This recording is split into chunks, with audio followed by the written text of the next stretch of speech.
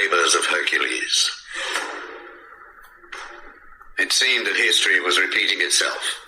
Hercules had completed 7 impossible labors already, and his reputation was once more growing among both mortals and the gods.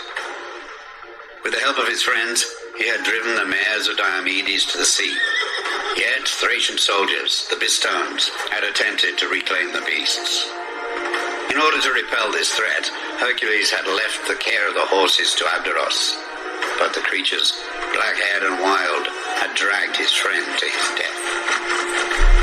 Hercules captured the horses, took them to Eurystheus, even founded the city of Abdera in memory of Abderos. Still, the truth remained. Once more, someone close had died because of him. Hercules was once a hero, and heroes have further to fall. He had married Megara, the beautiful eldest daughter of King Creon, and together they bore children, at least 3, and perhaps as many as 8. But all was not perfect for Hercules. Despite his status as a great soldier and hero, he was not loved or admired by all. Hera, the queen of the gods, loathed him, because Hercules was born the bastard child of one of Zeus's numerous affairs. She cursed him, and in a state of momentary insanity, Hercules turned on his own family, slaughtering them. Too late, the goddess Athena arrived and knocked the madman unconscious with a stone. Hercules slept, but when he awoke and realized what he had done, he was distraught. In desperation, he vowed to kill one more person, himself. Yet his madness was Hera's fault. Confused, he consulted with Apollo. The god advised that he return to the kingdoms of Mycenae and Tiryns to serve as penance his hated cousin. Eurystheus would become his master for 12 long years.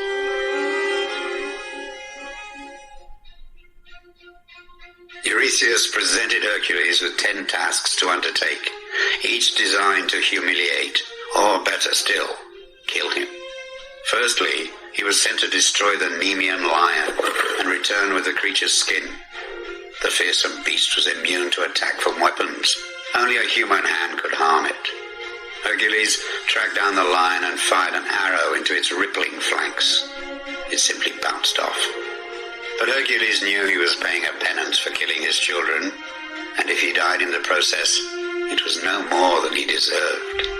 He rushed into the lion's den and, evading the slashing claws and tearing teeth, managed to climb onto the beast's back, grabbing it around the neck. Squeezing tight, he held on until the lion's bucking and twisting weakened.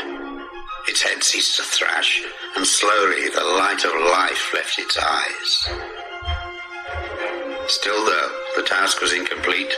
Hercules must return to Eurystheus with the creature's hide. But not even the sharpest sword could pierce that toughened skin. Hercules was a resourceful man. Grasping the lion's enormous paw, he ripped at a claw and tore the sickle from its bloodied bed. He sliced it into the creature's back and removed the hardening hide.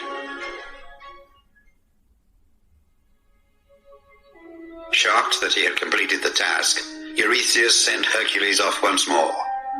Kill the Lemnian Hydra, he instructed. Hercules lured the 9-headed monster from its lair by launching a burning arrow into the writhing beast. As it emerged to destroy its tormentor, Hercules slashed at its head. But as one fell to the ground, so 2 more sprouted in its place. Hercules was not alone in the task. His nephew Iolaus had accompanied him, and together they triumphed. While fang-crammed heads swung at him, Hercules continued to slash away. As they fell, one by one, Iolaus stepped in with a burning brand, cauterizing the bleeding stumps to stop them growing anew. In this way, the Lemnian Hydra was destroyed. Eurystheus was furious when he heard the news, as was the goddess Hera. More subtlety was needed to humiliate Hercules. His third task would require intelligence and strategy, not just raw power. It should capture the golden hind of Cyrenea.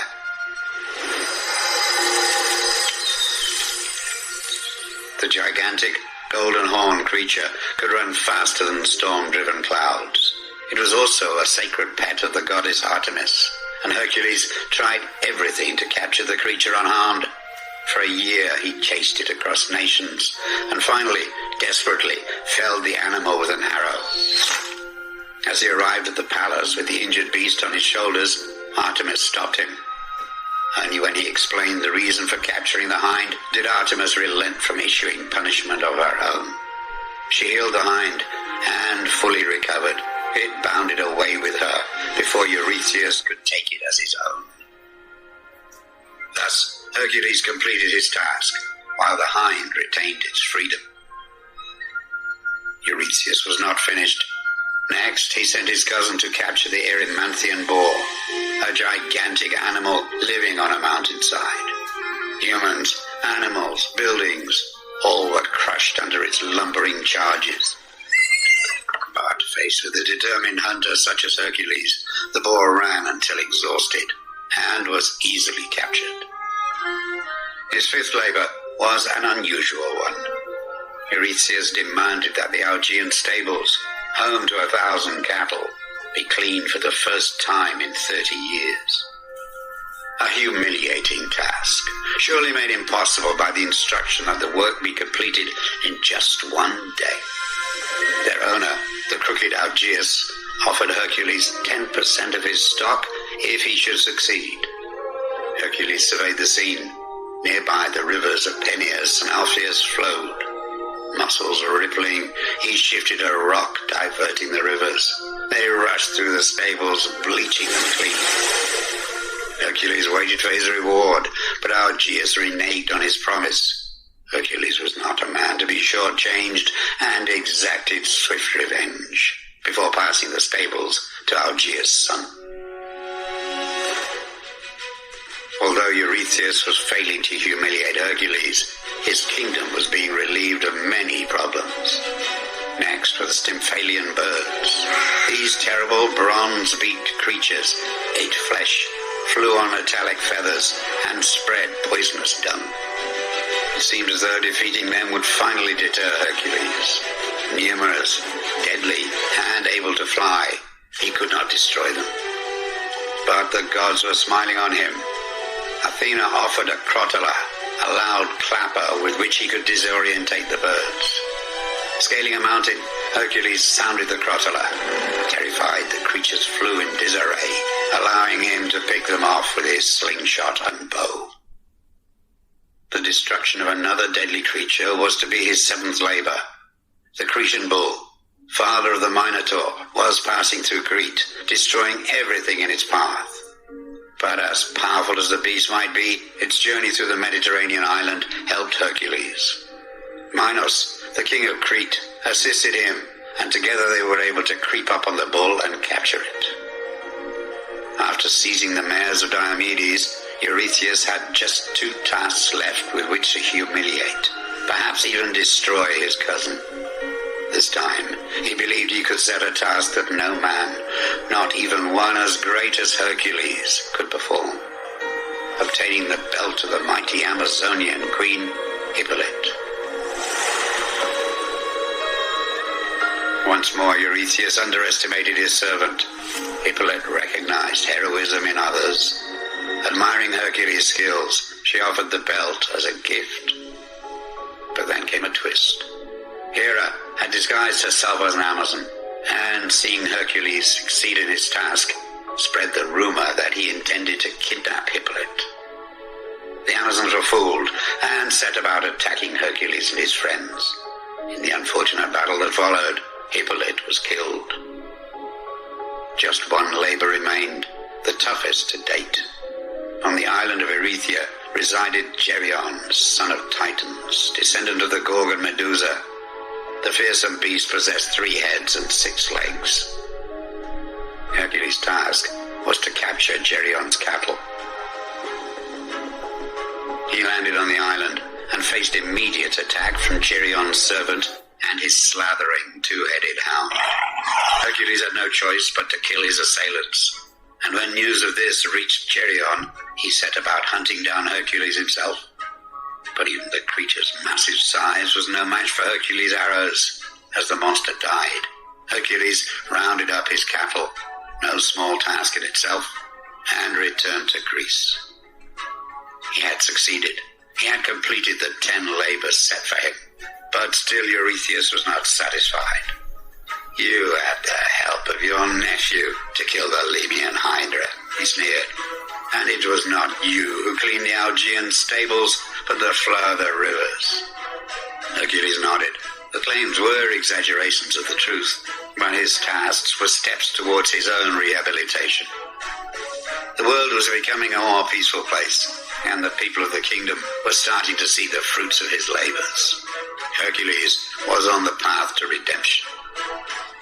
Humbly, he offered to complete 2 additional challenges, the toughest yet. Eurystheus coveted that which he could not have, including golden apples which grew in the garden of Hesperides. Hercules must travel there and steal them, evading nymphs, the daughters of Atlas, and the 100-headed dragon which guarded the orchard. Hercules had no clue to where the garden lay.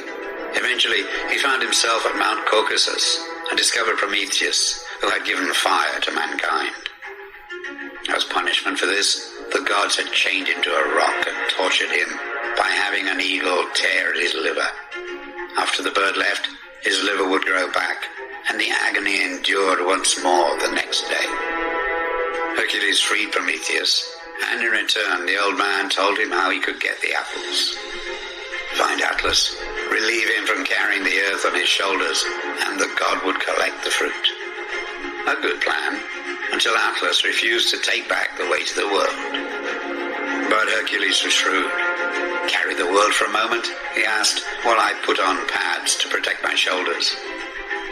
Once Atlas took hold of the burden once more, Hercules collected the apples and delivered them to Eurystheus.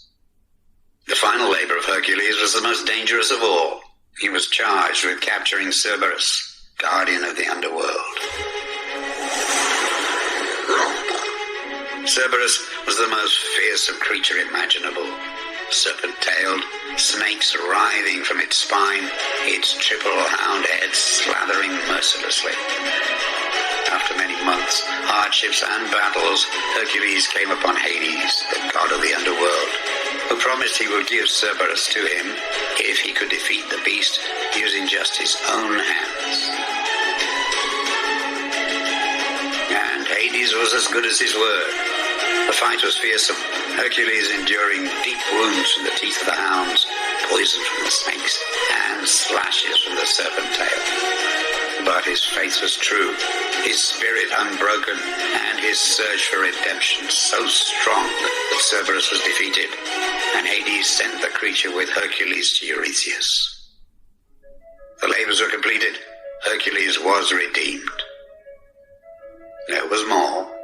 Zeus, his father, was so proud that he decreed that upon Hercules' death he would become immortal. Hera, too, realized that she had underestimated a man. It was not his fault. He was the result of one of his father's illicit liaisons. She forgave him for being who he was and presented her daughter, Hebe, to become his wife. Hercules could begin his life once more.